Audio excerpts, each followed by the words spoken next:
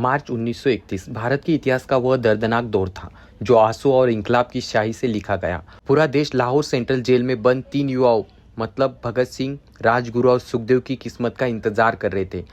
इसी समय बंबई में डॉक्टर B.R. अम्बेडकर रात भर जागकर अपने विचारों को शब्द दे रहे थे।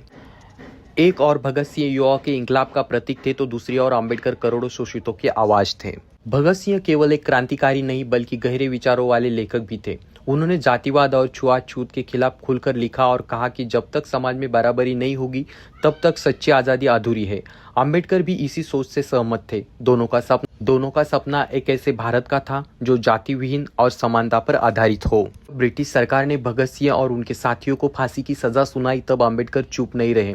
उन्होंने अपने अखबार जनता में एक कड़ा लेख लिखकर इस फैसले को अन्यायपूर्व बताया और उसे राजनीतिक हत्या भी कहा। उन्होंने साफ लिखा कि यह फैसला न्याय नहीं बल्कि ब्रिटिश सत्ता का अहंकार है। उन्होंने यह भी कहा कि अगर सरकार चाहती तो सजा को उम्र कैद में भी बदला जा सकता था। फिर भी काफी लोग अक्सर ये सवाल करते हैं कि डॉक्टर बाबा साहब अम्बेडकर जी ने भगत सिंह को क्यों बचाया नहीं।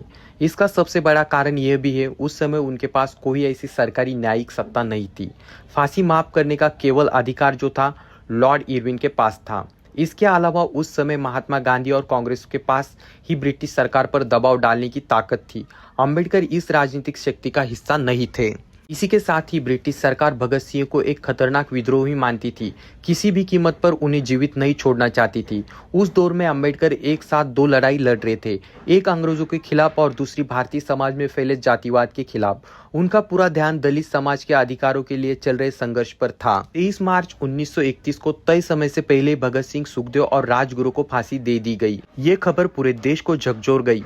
अम्बेडकर ने इस घटना पर गहरा दुख व्यक्त किया। इसे भारत और ब्रिटेन के बीच बढ़ती खाई का प्रतीक बताया। उन्होंने भगत सिंह की शहादत को व्यर्थ नहीं जाने दिया और अपने विचारों के माध्यम से सामाजिक न्याय की लड़ाई को आगे बढ़ाया। भगत सिंह ने अपने छोटे से जीवन में युवाओं को जागरूक किया, नौजवान भारत सभा की स्थापना की, समाजवादी विचारधारा को आगे बढ़ाया और अंग्रेजों के खिलाफ आवाज उठाई।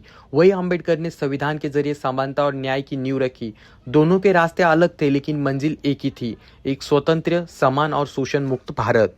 आज भी जब देश में अन्याय के खिलाफ आवाज उठता है तो भगत सिंह का इंकलाब और अम्बेडकर जी का संविधान साथ साथ खड़े नजर आते हैं।